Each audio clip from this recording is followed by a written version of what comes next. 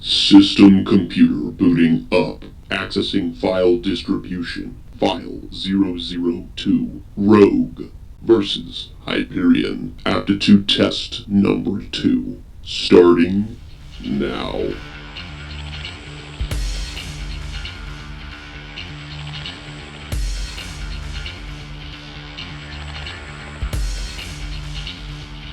This is Nova Aetus, the new age.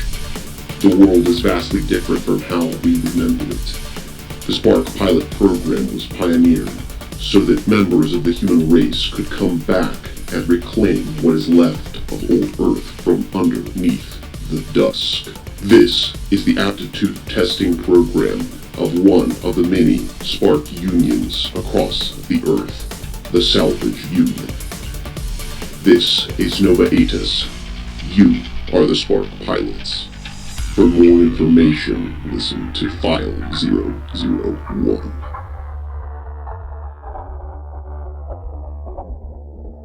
You guys, you are part of this Spark Aptitude training program. You've come from whatever myriad backgrounds that you've come from. You've come down underground, and you're here for a week because the aptitude test was moved up. I believe I said it at the end of the character creation session 0, but it was moved up by like a month, I think. And so kind of you've rushed to get a bunch of things done because Johannes is not doing well.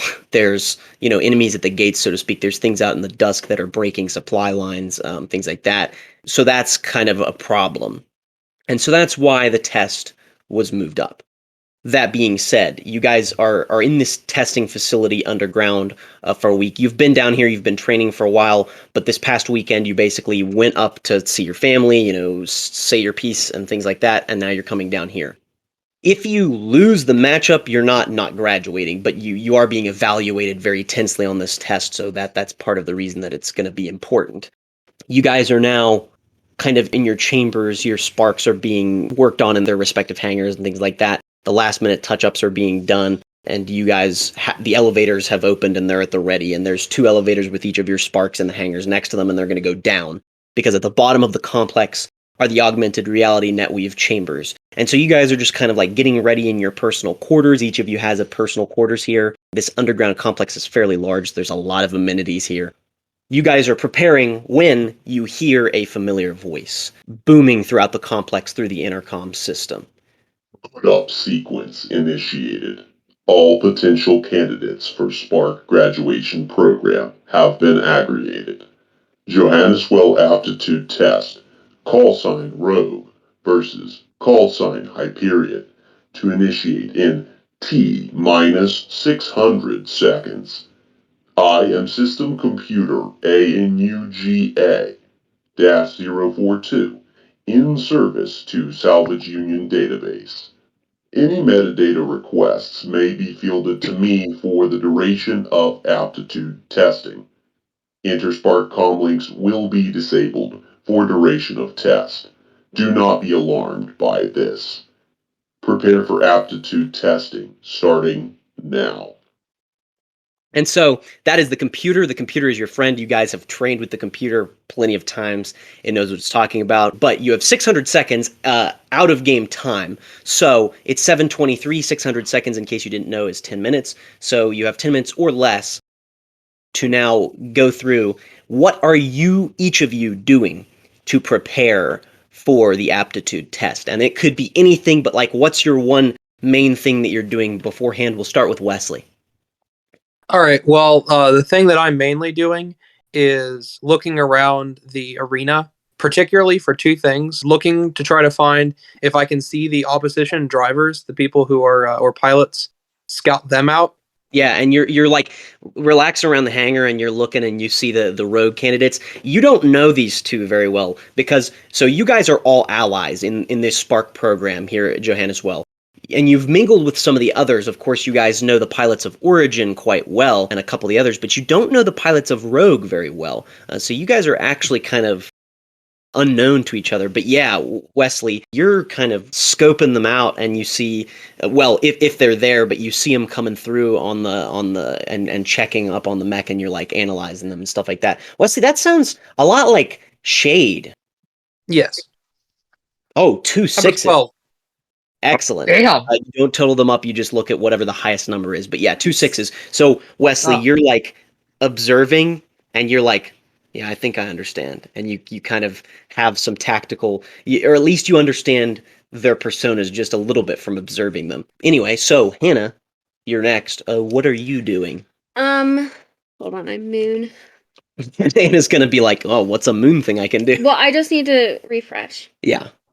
So I dropped the description of the attributes in the Nova Aetas chat. But yeah, sun is basically these broad, big, sweeping, really effective actions. Moon is quick, reactive actions, and then shade is thought out, planned, calculated, that sort of stuff. Those are the three types of things. So is like today like the last day? Like, have we just finished our pilot programming? How many days since our last Since your last like training, basically, training day? Yeah. like official schooling and training and stuff, that ended last week. Yes. So today is like this whole week is dedicated simply to the matchups. This is the capstone essentially of your aptitude test. That isn't to say you can't still utilize some of the resources at hand. So Grenadine is outside of the Spark Hyperion. Specifically, she is located behind the shield with a bag of spray paint and other painting accessories because she is finishing the tally mark set to mark how many days they were within the Spark training program, kind of their countdown that she and Nash had initiated. Grenadine has these huge, like, kind of like Bose headphones on that she's blaring music out of. She has really shittily box dyed hair in like block sections of like green and pink and red and pink and orange, all those various colors, and like choppily cut. She probably did it herself. It looks fairly alt girl, and she somehow pulls it off, but any hairstyle would probably like die if they looked at her hair. And she has this like really gross, dingy punk bomber jacket on. And she's just kind of dancing, trying to feign off any nervousness she has for this upcoming match as she finishes the final touches of tagging their Spark mech. Sounds a little bit like Moon to me. Is that what you're going for? I don't know. Okay. Go ahead and roll your Moon. A 4 and a 2, so the 4 was her largest, and that actually means that you did not get a six, or you did get a success, but 3 and 4 is a success with a consequence. So you're trying to kind of calm your nerves, but more so it's actually just Nash. You see, she's just jittering, basically, kind of jamming out to music. She's just like trying to overstimulate her brain, and it's just overstimulating, and it's making things a little bit worse, but you'd just elect to let her be. Zach, what is the one thing that you are doing to prepare? David, or Rogue 2, with rolled up sleeves of his normal garb, is walking around the Bay Area. He specifically goes up to Hyperion to check it out to look for kinks in its armor. Oh my gosh, we're starting this already. Shade. How old are you? Like, what do you look like? Like, because I sized you up. I am probably about 15, right? Okay, then I'm Yeah. 20. Yeah, I am the youngest you can be to be a rogue pilot. I am like 5'2", and I am skin and bones. Nice. A little bit of leanness. 4.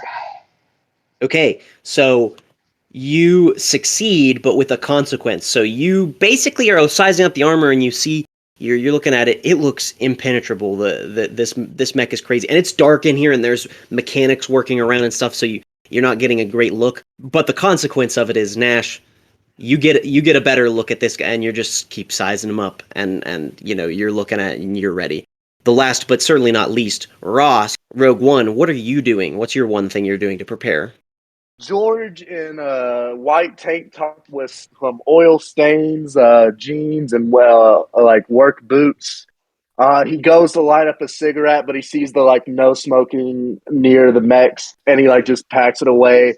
And then he's like, "What did my little brother get me into?" You put the cigarette away. You're like, next time I can smoke. All right, Next time, baby. That sounds like a son to me. You rolled a 6. Oh, brilliant! So you put the cigarette away. You're like, whatever I've gotten myself into, I'm gonna make sure it's finished. And Yep.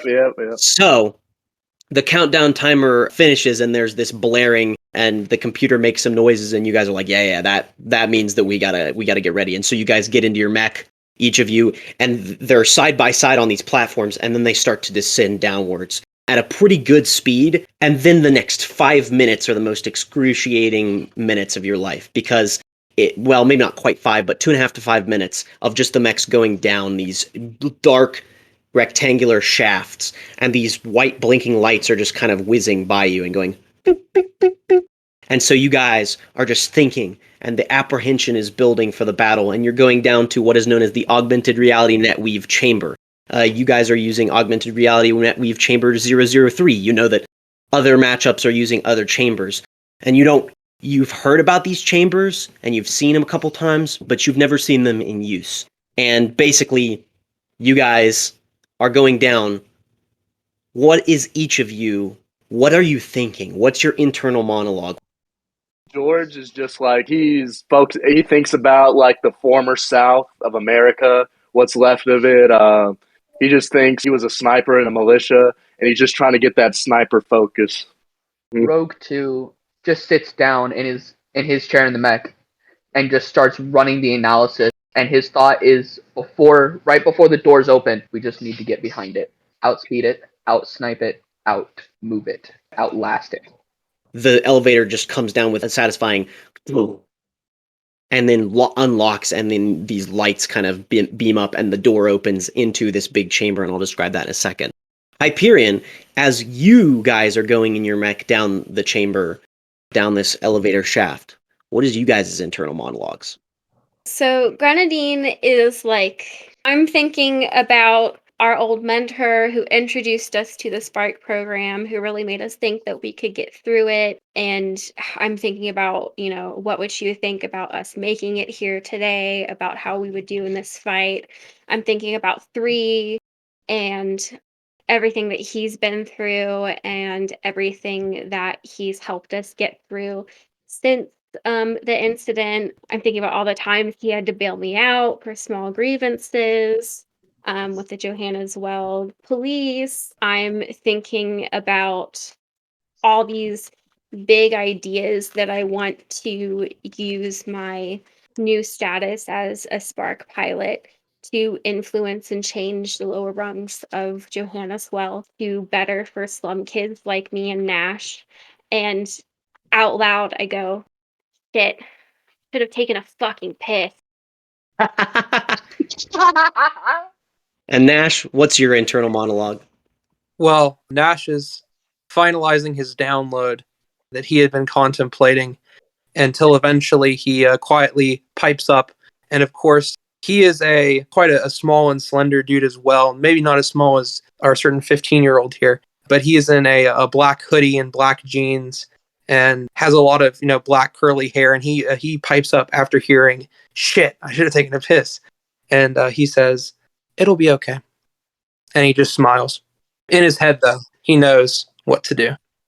You guys' elevator hits the bottom and goes with this satisfying click, and the lights come up, and you guys both step out of your elevators into this bay, and you're in this long rectangular room. And the room has this grid of lights on it. So imagine a grid of white lights on a black room. The whole room is black, and these lights are like streaming, so the brightness is fluctuating along them, and so there's these lines dancing. And then coming up on your HUD, in your interface screen, like ahead of your face like this, in your vision, is a familiar face and a voice over your comlink. It's the face of the commander, Commander Kincaid. And he's wearing like, his normal cargo short attire and some dog tags, and he's got a cigarette hanging out of his mouth, and he's like, shit. I'm really fucking proud of you guys. I gotta say. Half of you guys are kids anyway. And, I've been in the Spark pilot program for a while. Piloted several myself. And I wasn't a kid when I started it. Me and my partner, we were adults. And hell, I wish I'd have been older. So, I wouldn't wish this sort of thing upon anybody, much less a kid. But I'm proud of you guys. What can I say? As you heard from the computer, as you heard, you know the rules. Your training has led up to this moment. I mean, It's all cut and dry. You've been taught this sort of shit. The only thing you don't know about is the augmented reality netweave chamber here. I will warn you, in preparation, it's going to feel really real, but it isn't. It's augmented reality. It's projected to feel as real as possible. So just keep all of that sort of stuff in mind when you're going through this. And, no matter who the winner is, all of you four, you're a great team. And I look forward to seeing you guys out there fighting the good fight, helping what's left of our sad rock we've got here. You understand? If there's any last questions, feel free to ask me, but definitely don't be afraid to ask Computer. He knows what he's talking about. Good luck to both of you. Kincaid over and out. And then he signs off with a cigarette, like at his head, and kind of it fizzles out. And then you guys both step out, and there's like designated spots on the far end of each side of the big rectangular room. And so you step out, and so you're at distant distance to one another. This room is large. Imagine the size of like a large football stadium, maybe even kind of times 1.5 size. So this is a huge, huge room, the augmented reality netweave chamber. And you're looking around at the lights, and then you start to see it do what you've been told it does, but even that doesn't prepare you for it. It starts to morph and change into a real looking place. And it's interesting because as you guys are looking around and thinking and trying to figure out what your battle plans are and your trepidations and your nerve-wrackedness over this upcoming battle, it begins to change as you think.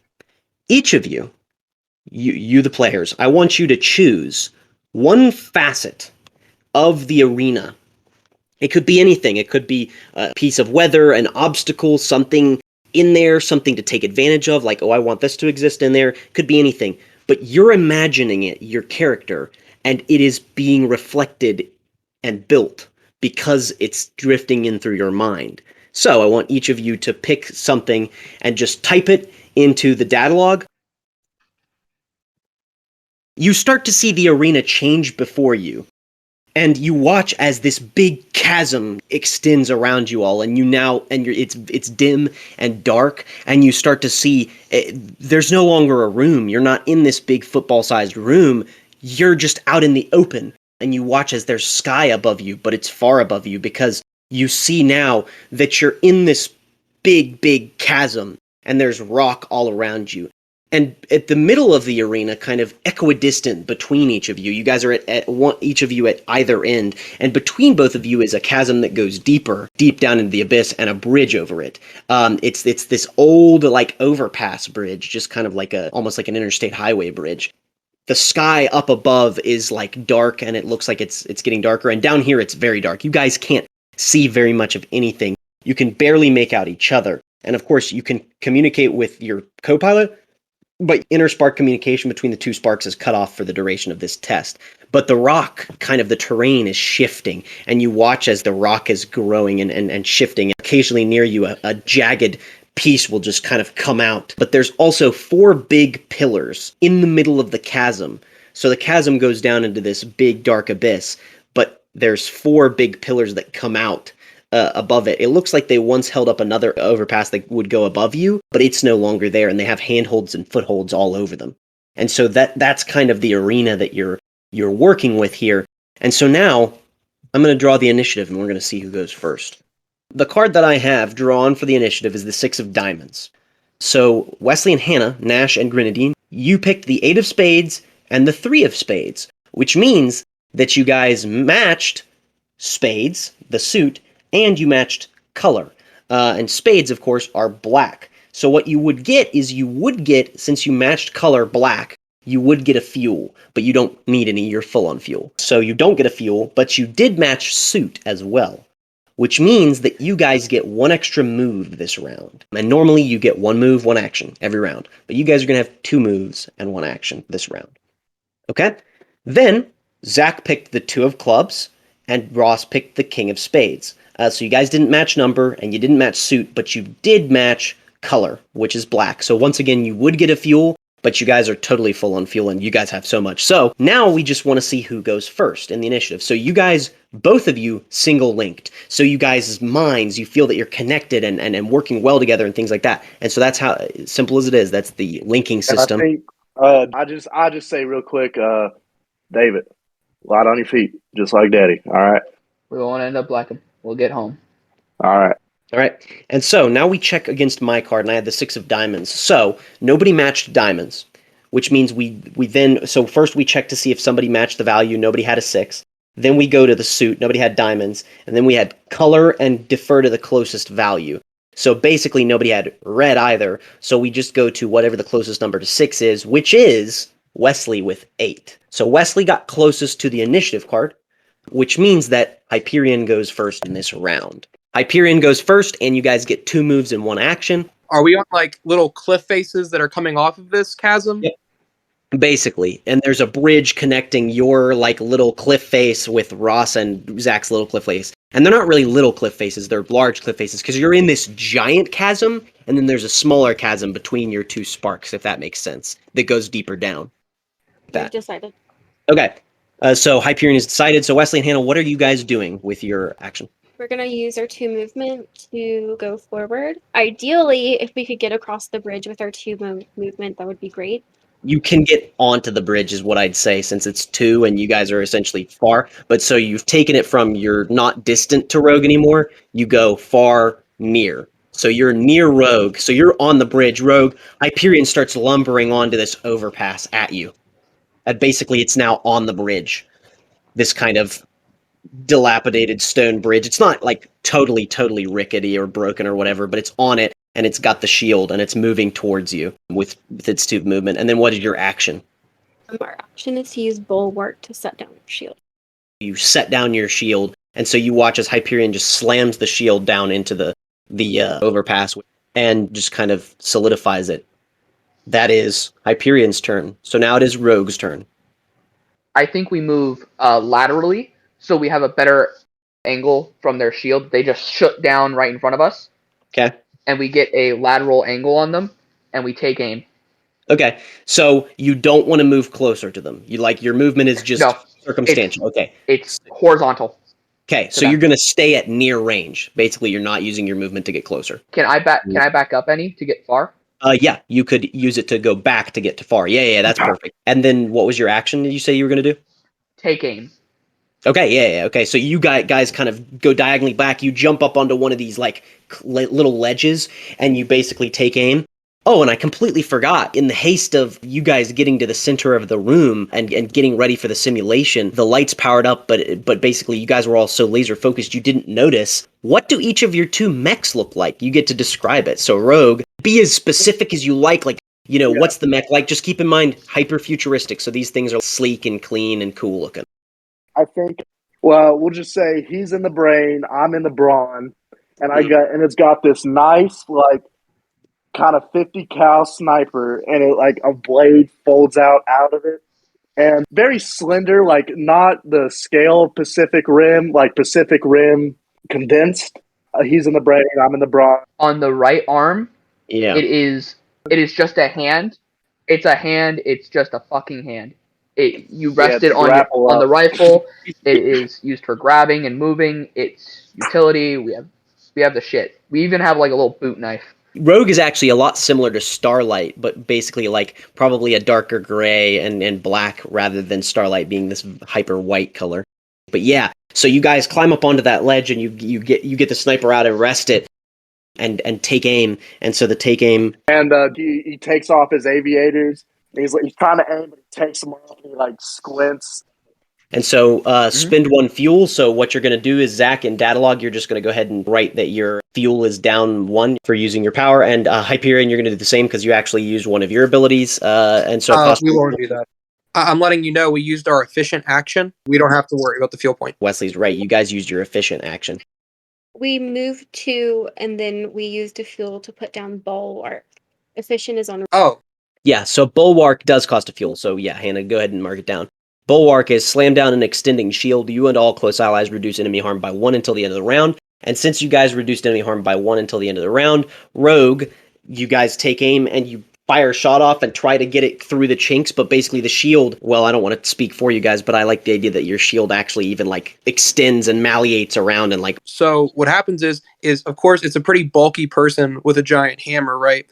And it's this neon yellow, right? And then what happens is you see a very, very slender shield. You can see some graffiti on it. And then the moment they plant it down, it basically opens like this and spreads out and then keeps spreading like that, maybe 5-fold on itself to make this huge half circling shield. And then you see all of these different graffiti designs that basically spread out. And then you see this whatever picture Dina's basically painted on this thing, which changes with her mood. And so you guys take a shot, but the shield like continues extending, and it extends. And so it gets through a chink, but it doesn't do too much damage. So this big round just kind of punctures through into the shield. You guys take 1 damage. So Hyperion is 1 health down in data log. Hyperion, take your health down by 1. And that is the first round. Get me closer, David. Part of the description as well that I forgot. Each of your sparks, they're called sparks, of course, because they're powered by a shard of the sun, of sunlight. So where is the shard kind of just in your thought process, in your spark? Does it have to be a contained energy source? It is a power source, so yeah, it should be contained. It's not like usable. Okay. Can it be like it's somewhere in our back and it's like a spine that lights up down? Your spine, yeah. Yeah. What about Hyperion? What do you guys think? You tell me which one you like more, Hannah. Do you like it being behind our faceplate? That way it basically shines like a shining face. Cool. Or do you prefer it in like our chest area center? What's your preference? I feel like Do you want a more Iron Man look, or do you want a more like bright LED face look? Could it be in the face and then there's kind of like a suntail back, like a knight's plume? Yeah, that Yep. sounds awesome. I like that. So that's the first round. Hyperion has taken 1 damage, and Rogue has taken no damage, but you guys have used 1 fuel, so that's that, which means you're both down to 9 in your giant stat. It is now the next initiative round, so get a card in your head, imagine a nice little playing card, and think about it really hard. Try to mind link. And I have picked the card. Okay, so let's start with Hyperion. So Hannah and Wesley, you guys both chose Jack and King of Clubs, which means that you both chose black, which means you get your fuel back that you used, and you matched suit exactly, which means once again you get a second move this round. So Zach and Ross, you guys both chose Ace of Spades, which means that you matched color, which means you get a fuel drop for black, so your fuel points go back up to 10. You got suit, so you get an extra move, and you got value, which means you get an extra action. So you guys have tri-linked. For some reason, you guys can describe why you guys have like uber linked. But let's take a look at the initiative now. It is the 10 of diamonds, which means that value matching, the closest, because none of you guys picked red, none of you guys got diamonds, so the closest value number is actually the jack, right? Because one of you picked a jack. So you guys go first. So Rogue, you guys can think about what it means that you tri-linked, but Hyperion will be going first in the round. So Hyperion, you get 2 moves and 1 action. What do you guys think you want to do? All right, so we're going to execute the plan. Hannah, go ahead. Oh God. Okay, let me read it. So our plan is we're going to move forward towards So you go from far to near then close. So you guys see as the shield kind of picks up and just collapses all at once, and they just start running with this speed that you haven't seen straight towards you. Our sieve goes off, which is unstoppable. Foes are shaken by your very presence. While moving, stun one enemy with close range. They cannot act for the rest of the round. We also have ramming, which is enemies hit by unstoppable take 2 total harm. I was going to say, just to build some canonity, I guess, but for sure, when it comes to like how we're situated, I think that we're like back to back in the mech, and I'm in the back and you're in the front type feel. I generally come up with all of these like schemes or whatever, and then I just tell you all my thoughts, and then you're the one who does like all of the physical execution. I execute them. Okay. So they move 2, which puts them at close to you. So they're right up in melee. They're at you basically. Their passive is called Unstoppable, which means that while they're moving, they can stun one close enemy. So they end their movement, they're close, they stun you. It means you can take no actions in the round. Clearly that's just for normal enemies. This is PvP, which is what the game wasn't designed for. So GM adjudication is, it gets rid of one of your actions, not both of them. So they managed to get rid of one of your actions, and sadly. But you guys did still tri-link, which means that you still have an extra move. Actually, I'll let you guys choose if you want to lose your move or your action. Zach, 'Cause that's you have- you. We'll lose a move. So they ram up into you and stun you. You only have one move now, but you do have 2 actions. Here's the kicker. One of their mods means that Unstoppable also deals 2 harm. So they slam the shield, that's what I'm imagining, is they slam the shield into you guys and grind you up into the back of the wall. You guys take 2 harm, you're at 1 HP. Blood and bullets. If I'm remembering this correctly, I can spend 2 fuel to take away 1 damage. Let me see. If I'm remembering it correctly. I could be wrong. Let me That's look, my let me boy, look. Zach. That's my boy. No, Blood Bullets says may treat fuel drops as health drops instead. But what that means is, and here's where you guys want to get real tactical, okay? Mhm. Next round of the initiative, you can use if you guys both pick black, you can use the fuel as a health. Or you could both pick red and get a health. That's easy. It's coin flip. But, okay. So we take 2 damage. We're at 1 HP. I'm sorry, Hyperion didn't take their action because that was just part of their movement. Oh my gosh, I'm so sorry. Oh, shit. Oh, Okay. my God. So we're going to do crush and throw, Okay, oh gosh, okay. which is target close enemy is crushed in your grip for 2 harm, and then can be thrown to a near location. I have a Zach, dodge reaction. Zach, surely we have an evade or something. Surely we have something. Now here's the thing. It's dark, and you guys are now in melee. I will let you roll a shade, and once again, you can use one of your actions basically as essentially burn it as a reaction to what they're doing, and roll roll your moon to kind of evade it, and then it won't take. Because that is an extraordinary amount of damage. That's Correct. 4d6. We're going to burn 1. Don't smile, Wesley. This ain't funny. Oh, you didn't see what Hannah's texting me. You guys rolled your 4d6. The highest you got was a 4. You got 4, 4, 3, and 2. Okay. Here's the thing. A 5 and a 6 is a full success. A 4 is a success, so you manage to evade the attack, so you don't take the 2 damage, and you don't get crushed into the grip and then thrown. But you do get a consequence of some kind. What I'm going to say that consequence probably... Do you guys have an idea? Ross, do you have an idea? I mean, I think our armor gets shattered, but I think, can like one of the cockpits be exposed or something like that? Is that what that is? Here's a thought. You could... Well, here's 2 thoughts I have. You could either start like leaking fuel from a fuel rupture, or you could lose your second action or your 1 remaining move. Fuel leak. Okay, so guys now start to have a fuel leak, which means that instead of being at 9 fuel, you now go to 8, and you will lose an additional fuel each of your rounds. Just wait till that shield comes down, Wesley. I don't think So you'll that like it. was so now it is Rogue's turn, and you guys have 1 move, and you have 1 action. I think David, when we get hit, like really hit, it like snaps back to when I'm sorry, I'm George, and David's like make it home like Daddy didn't. I think that just turns it on, and we just got to get out of there. So you definitely use your 1 movement to get away. Are you gonna like slip out and go for the bridge, or are you gonna try and like climb up onto the cliff, or what do you think? I have a question. Go ahead. We ruled that Tracer Round could be used as a teleport if I can make the argument that it does damage to something. I kind of even said you don't even have to do damage to something, if you'll recall. I just said that Tracer Round, in some circumstances, I think that exactly what you said would work, which is you can hurl it at something. I said as long as it's a target, because it says hurl it at a far enemy. As long as you can hurl it at a target of some kind, you can then use it just to teleport, yes. One of the rocks on the other end of the canyon, for example.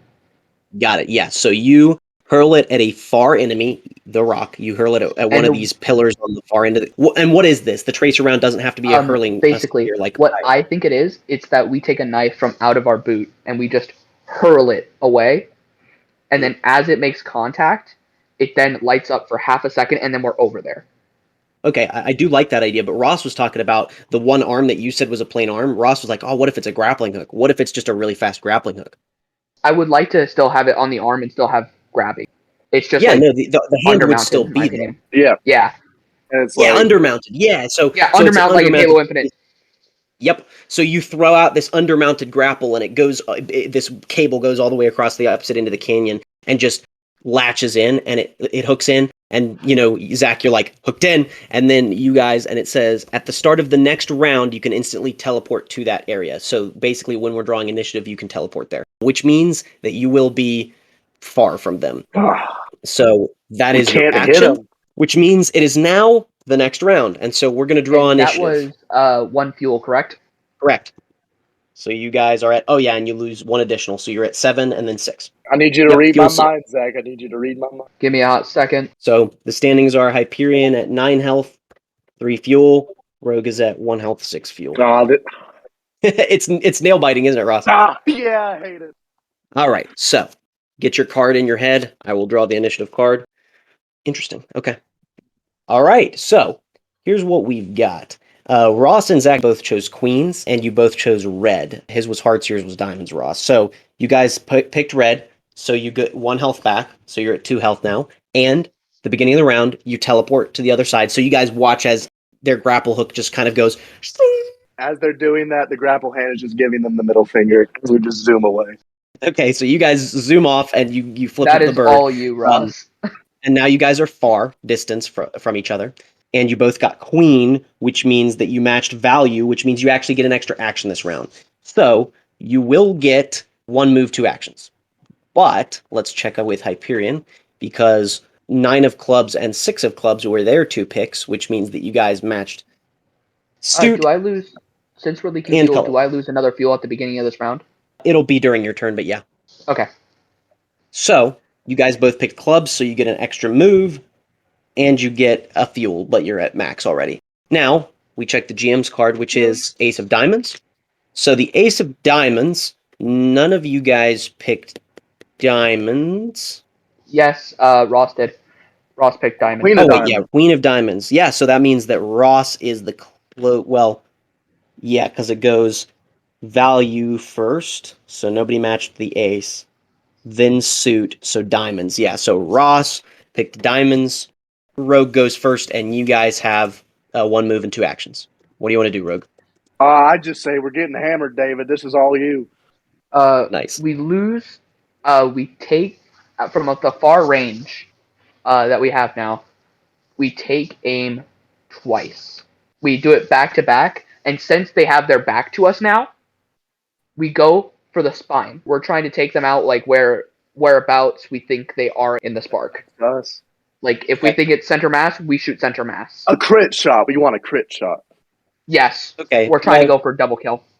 Yeah, I mean, you're gonna get the 2 hits, but you're not gonna get like any particular crits or whatever, because they can turn around and whatnot.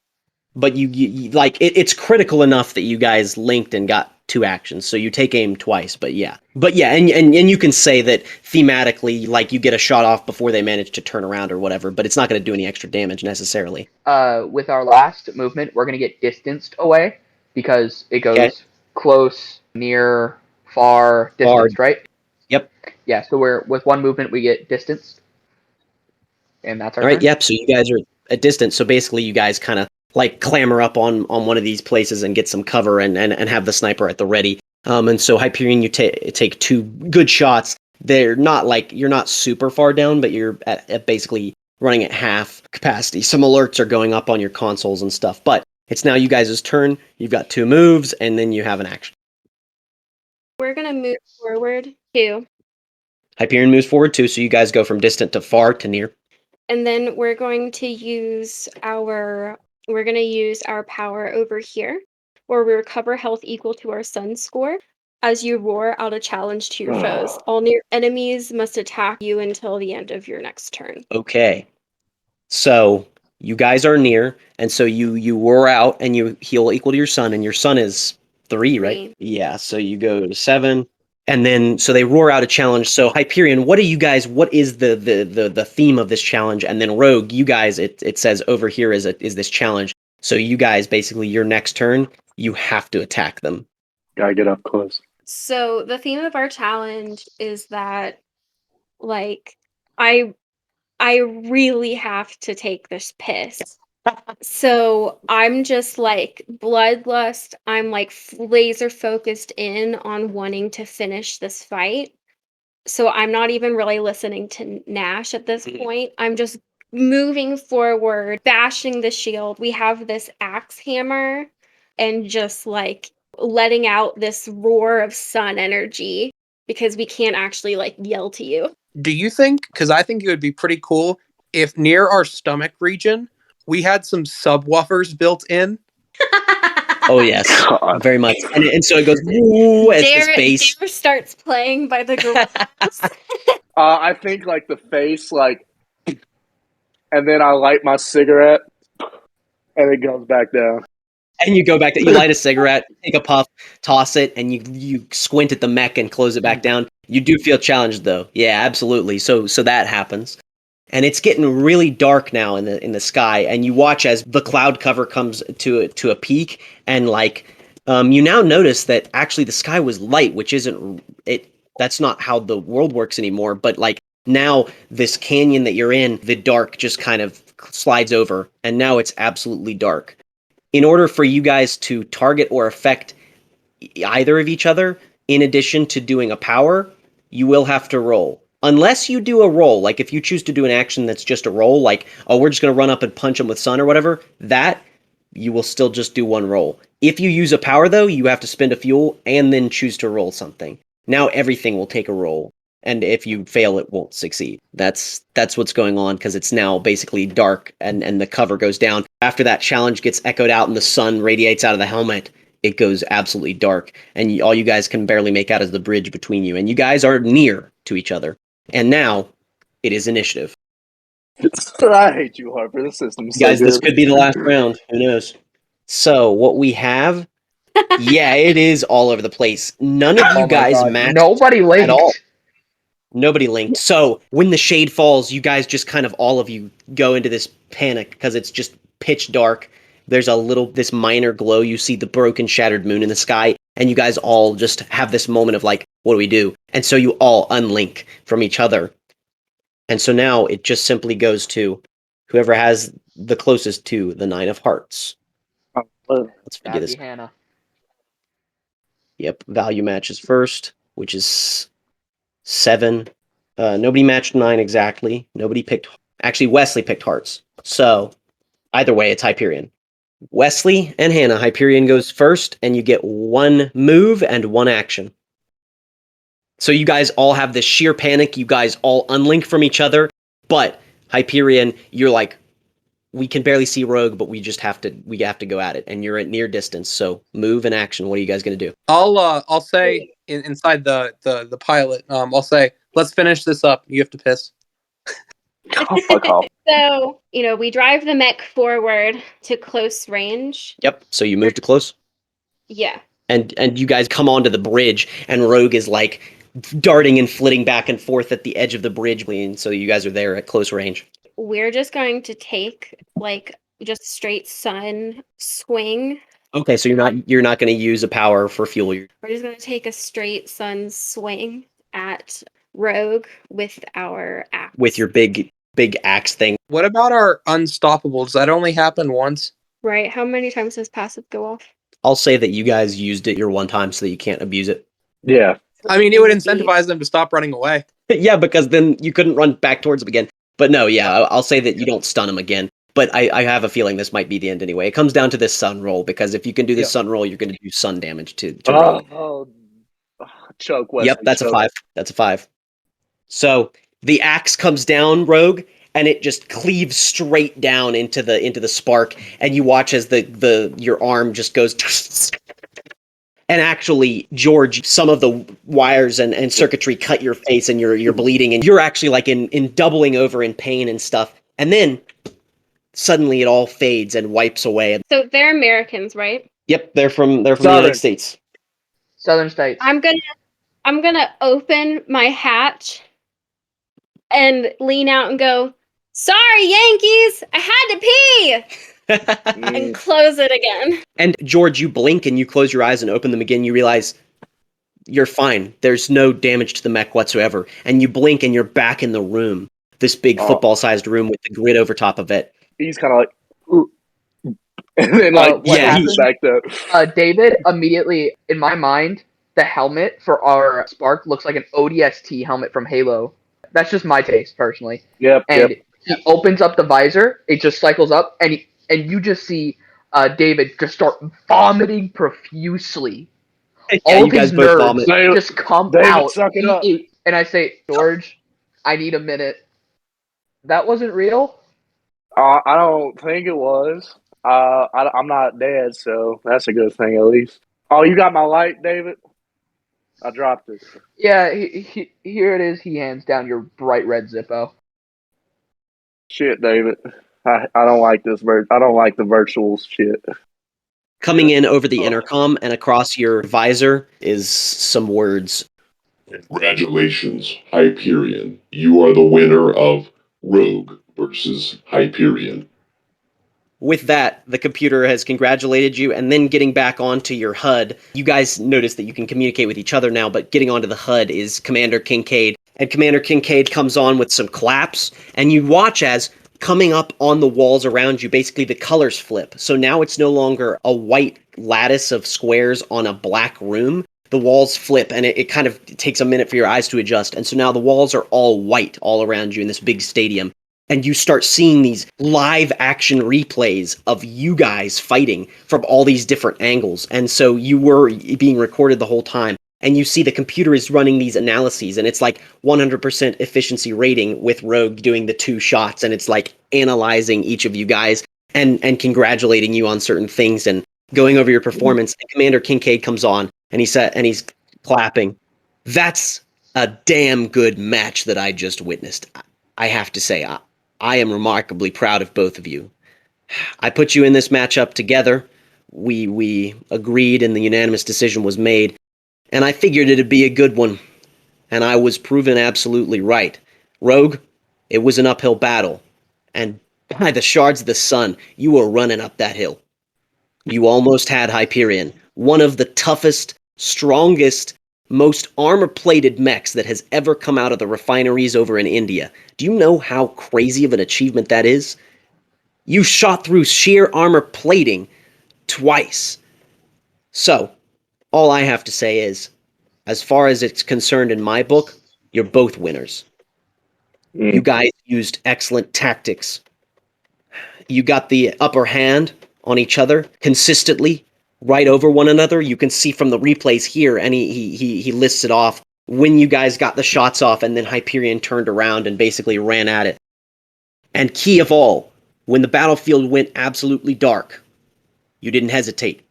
Neither of you did. Rogue, you can see from the end here, your trigger finger was just on, but it was just a second too late. You can't have that sort of hesitation out in the dusk, so I commend both of you. When you're working together out in the field, I think you're going to have what it takes to protect both Johanneswell and the rest of the Earth. So, congratulations. You've both passed the aptitude test with flying colors. Hyperion, you will continue on in the bracket to fight others. So be prepared, get yourself some rest.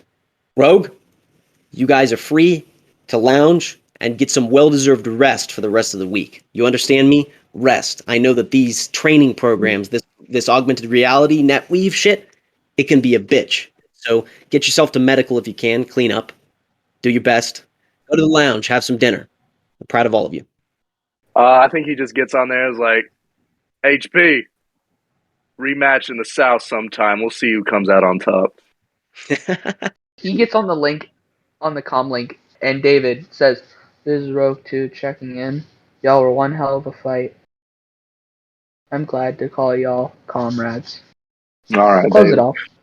And actually, we're going to wipe now, so you guys get to medical, you get cleaned up, and now we have the denouement. You guys go to the lounge. And so the lounge is this place that's at the center of the complex. It's huge. Think like the ultimate cafeteria. It's got ping pong tables, foosball, whatever, games and stuff. It's got video games set into the tables. It's got food of all sorts. It's basically like this big recreational center. And Bailey and Eric, you guys who lost previously, you can now hop into the chat as your characters. You guys are in the lounge.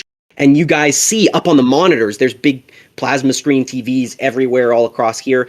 and they're playing your match already. And there's other Spark pilots in here and some of the mechanics and just personnel watching. And when they see the 2 shots that Rogue gets off on Hyperion, everybody goes, "Whoo!" And there's just like some claps and they watch as you guys come and sit down at the tables with your trays and stuff. So now we have a little bit of a role play segment. So you guys are in the lounge and you can do whatever you want. And Bailey and Eric, you guys can pop in if you're listening. I think me and David are just like in the video games.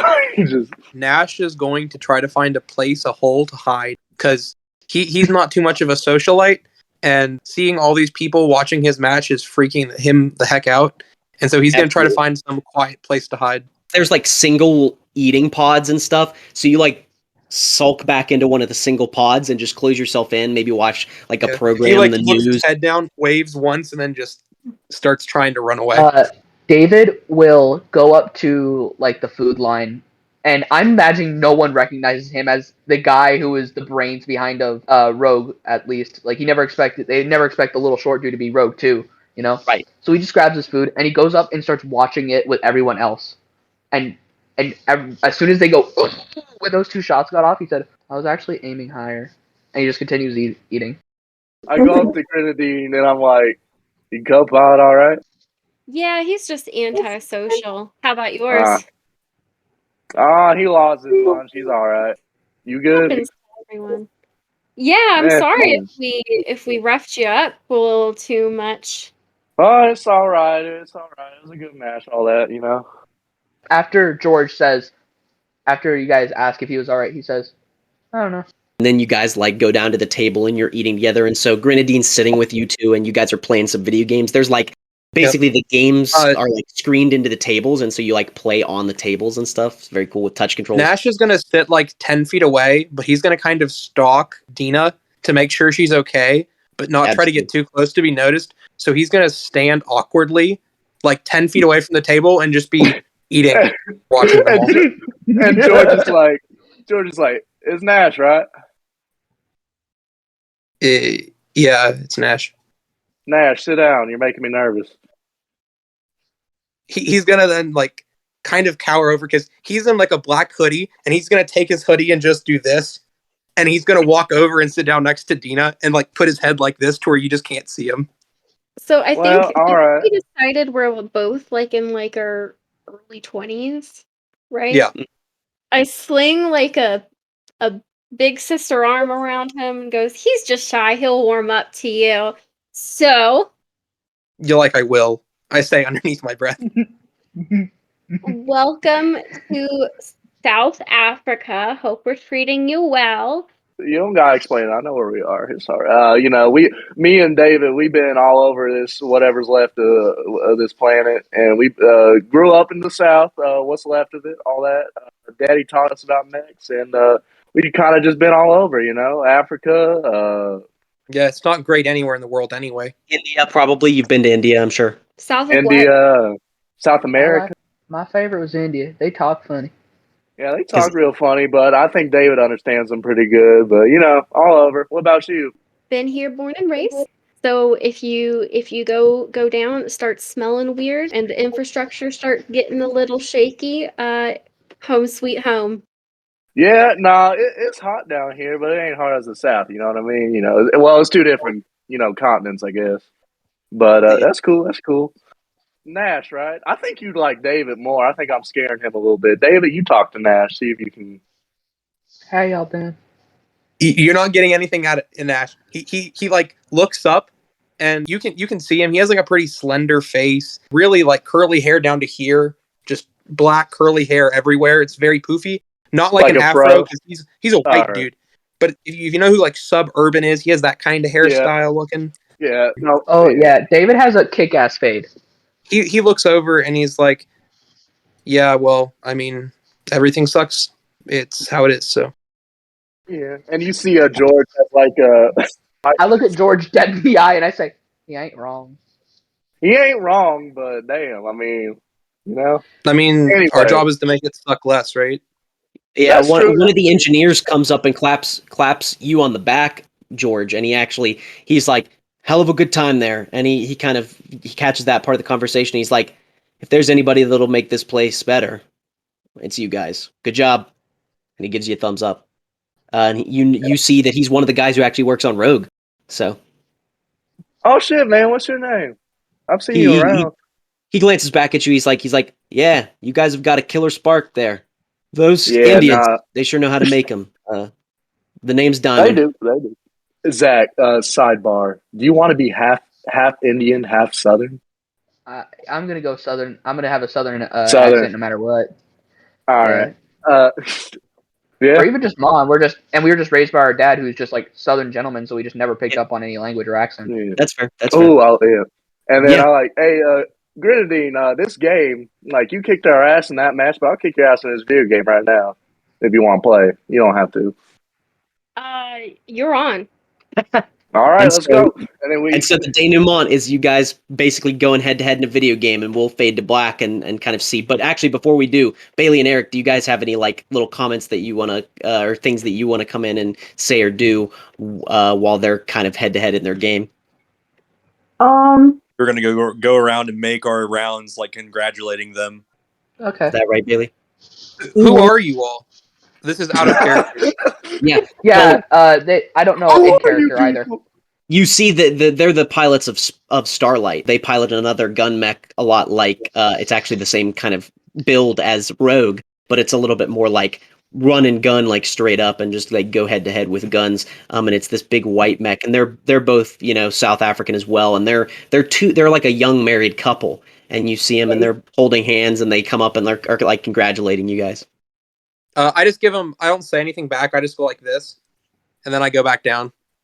I think George just like just looks over. He's like, "Thank you, ma'am, sir," and then just Goes back to the game. Yeah. yeah. All right. David will look at them and say, "Thank y'all kindly." Absolutely. And that, my friends, is the end of the session.